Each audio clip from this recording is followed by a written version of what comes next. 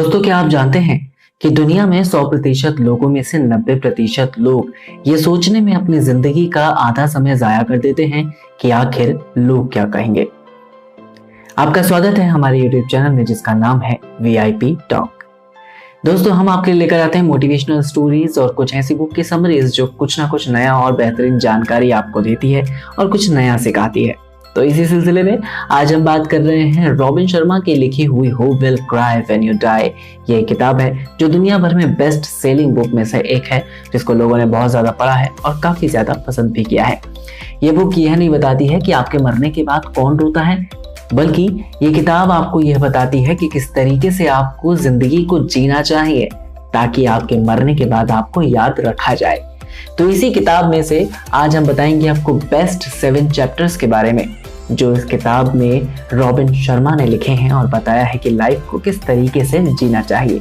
तो आइए शुरू करते हैं इस बुक की शॉर्ट ऑफ समरीज। उससे पहले यदि आपने हमारा चैनल लाइक और सब्सक्राइब नहीं किया है तो यस, हमारे चैनल को लाइक कर ले और सब्सक्राइब भी कर ले। Chapter number 1, maintain your perspective. दोस्तों, जब हम अपने बोलने और सोचने का नजरिया बदलते हैं तो हमारे साथ सारी की सारी चीजें पॉजिटिव होती हैं और यही नजरिया हमको जिंदगी जीने का नया तरीका सिखाती है। जी हाँ, दुनिया में कोई चीज नहीं बदलती बल्कि व्यक्ति की सोच और व्यक्ति का नजरिया बदलता है। इसीलिए मेंटेन योर पर्सपेक्टिव। ये चैप्टर हमें बताता है कि एक बार एक व्यक्ति को हॉस्पिटल में एडमिट करवाया गया था। उसके बेड के सामने एक और बेड था और दोनों मरीजों में आपसी दोस्ती हो गई। लेकिन दूसरे मरीज के बेड के सामने खिड़की थी, तो उस खिड़की में से बाहर झांकता और फिर बाहर की सारी कहानियां वो दूसरे व्यक्ति को बताता। धीरे धीरे दूसरे व्यक्ति को खिड़की के पास वाले मरीज से जलन होने लगी, क्योंकि वो खिड़की के पास रहकर बाहर की दुनिया को देख सकता था। और एक दिन खिड़की के पास वाले मरीज की तबीयत ज्यादा खराब हुई और उसकी मौत हो गई। दूसरा व्यक्ति इस बात से खुश था कि अब उसे खिड़की के सामने वाला बेड मिल जाएगा, लेकिन जब वो खिड़की के सामने वाले बेड के पास शिफ्ट हुआ और खिड़की से बाहर देखा तो उसे बाहर कुछ भी नहीं दिखा। बाहर सिर्फ एक दीवार थी और कुछ नहीं, क्योंकि खिड़की के सामने वाला व्यक्ति खिड़की के बाहर देखकर सामने वाले व्यक्ति को और भी पॉजिटिव रखने की कोशिश करता था और बाहर की दुनिया की रोचक और मजेदार कहानियां बताता था, जिसकी वजह से सामने वाले व्यक्ति को यानी कि दूसरे मरीज को एक आशा की किरण नजर आती और उसे लगता कि बाहर की दुनिया हकीकत में बहुत अच्छी होगी। इसीलिए जिंदगी को जीने का हमेशा एक पर्सपेक्टिव होना चाहिए। इसीलिए रॉबिन शर्मा चैप्टर 1 में बताते हैं कि maintain your perspective. Practice tough love. Chapter 2। Yes, chapter 2 में रॉबिन शर्मा बताते हैं कि हमेशा टफ लव की प्रैक्टिस करें, क्योंकि कहते हैं ना, अच्छाई तो हर किसी के साथ होती है लेकिन बुराई भी आपका पीछा नहीं छोड़ सकती। इसीलिए कोशिश करें कि आप जितनी कम सुविधाओं में अपनी जिंदगी को जी सकते हैं जी लीजिए, क्योंकि यही चीज है जो आपको लाइफ लॉन्ग सक्सेस दिलाती है। क्योंकि अगर जो सुख सुविधाएं एक बार छिन गई तो फिर लौट कर वापस बहुत देर में आते हैं। इसीलिए जिंदगी को कठिन नजरिए से भी देखना चाहिए, क्योंकि life is very tough and yes, success उससे भी ज्यादा टफ होती है। इसीलिए हमेशा कठोर बने नहीं, लेकिन कठोर परिस्थितियों में भी जीना सीखें। Chapter number 3, develop an honesty policy. हम सभी ने ये सोचा होगा कि आप जिस भी काम को करते हैं अपने अच्छे मन, नकारात्मक नहीं बल्कि सकारात्मक विचारों के साथ करें और ऑनेस्ट रहें। आप चाहे दोस्तों के साथ हो या फिर अपने ट्रू लव के साथ हो, लेकिन हमेशा ऑनेस्ट रहें। लेकिन इस पॉलिसी को फॉलो करते करते हम छोटी छोटी ऑनेस्टी चीजें भूल जाते हैं जो हमें हमारी रोजमर्रा की लाइफ में फॉलो अप करनी चाहिए।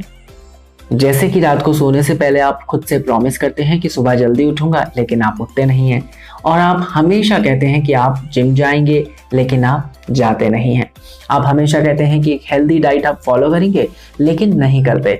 और ये छोटी छोटी ऑनेस्टी वाली चीजें आप खुद से ही मिस कर देते हैं, यानी कि आप अपने आप से बहुत सारा झूठ बोलते हैं और आपको पता ही नहीं चलता। इसीलिए आप डायरी में नोट करें और खुद के लिए महीने में एक वीक ऐसा डिसाइड करें जब आप अपने लिए खुद के लिए सारी चीजें ऑनेस्टली पूरा करेंगे और खुद से झूठ बिल्कुल नहीं बोलेंगे, चाहे वो छोटा हो या फिर बड़ा हो। Chapter number 4, recruit a board of directors. किसी भी बड़ी कंपनी में बोर्ड ऑफ डायरेक्टर होते हैं जिनको अलग अलग क्षेत्र में अलग अलग कार्य करने के अनुभव होते हैं, जो किसी भी कंपनी को एक दिशा प्रदान करते हैं और वो दिशा कंपनी को सक्सेसफुल बनाती है। इसीलिए रॉबिन शर्मा अपनी इस बुक में बताते हैं कि आपको भी गहन विचार की जरूरत पड़ती है। किसी भी अच्छे काम की शुरुआत करने से पहले आपको यह सोचना बहुत जरूरी है कि आप जो काम कर रहे हैं वो आपके लिए बना है या फिर नहीं, या फिर जिस काम को आप कर रहे हैं उस काम में आपको सक्सेस मिलेगी या फिर नहीं। और वो कैसे मिलेगी? वो ऐसे मिलेगी कि आप थोड़ा सा मेडिटेशन करने के बाद आप हमेशा अपने दिमाग की सुने, क्योंकि दिमाग हमेशा अच्छी सलाह देता है। बोर्ड ऑफ डायरेक्टर को रिक्रूट करने की जरूरत नहीं, आपका जो दिमाग है ना वही बोर्ड ऑफ डायरेक्टर है। Chapter number 5, go on a news fast. ये चैप्टर हमें बताता है कि हम में से आधे से ज्यादा लोग दिन भर में 1000 तरह की खबरों को पढ़ते हैं, सुनते हैं और उन पर बात भी करते हैं, बिना ये सोचे समझे कि ये खबर हमारे लिए काम की है या फिर नहीं, ये न्यूज़ हमारे किस काम की आएगी या फिर नहीं, या फिर जो बात हम कर रहे हैं वो हमारे आगे के भविष्य के लिए कामगार है या फिर नहीं।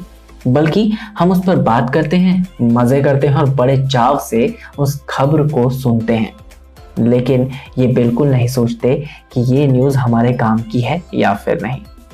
Chapter number 6, right a legacy statement. हम में से ज्यादातर लोग अपने लेगेसी स्टेटमेंट बहुत कम बनाते हैं क्योंकि हमें फर्क नहीं पड़ता।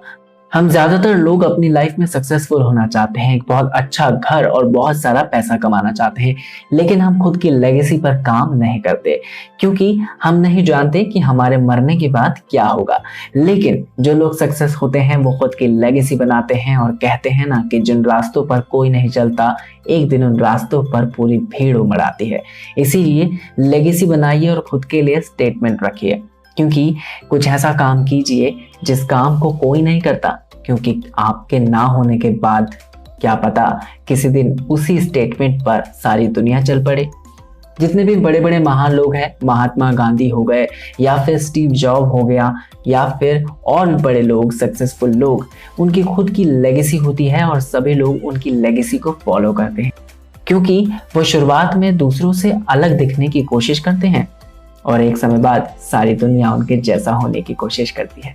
Chapter number 7, be more than your moods. औसतन एक इंसान वही करता है जो उसका मन करता है, लेकिन एक कामयाब इंसान वही करता है जिस काम को करने की उसे जरूरत होती है, ना कि वो अपने दिमाग की सोच कर उस काम को करता है जिस काम में उसका मन लगता है। आप अपने दिमाग को कभी भी बदल सकते हैं, लेकिन आप अपने भविष्य को नहीं बदल सकते। इसीलिए अगर जो आज आपको आलस आ रहा है तो उसको छोड़कर आप अपने काम को करने में लग जाइए, क्योंकि अभी का काम किया हुआ आपके भविष्य को और भी बेटर बना सकता है। इसीलिए इस किताब को दुनिया में सबसे ज्यादा पढ़ा जाता है और हाँ, ये बुक दुनिया की बेस्ट सेलिंग बुक में से एक है। रॉबिन शर्मा की लिखी हुई ये बुक समरी आपको कैसी लगी हमें कमेंट बॉक्स पर जरूर बताएं और हाँ, हमारे चैनल को लाइक एंड सब्सक्राइब करना बिल्कुल ना भूलें।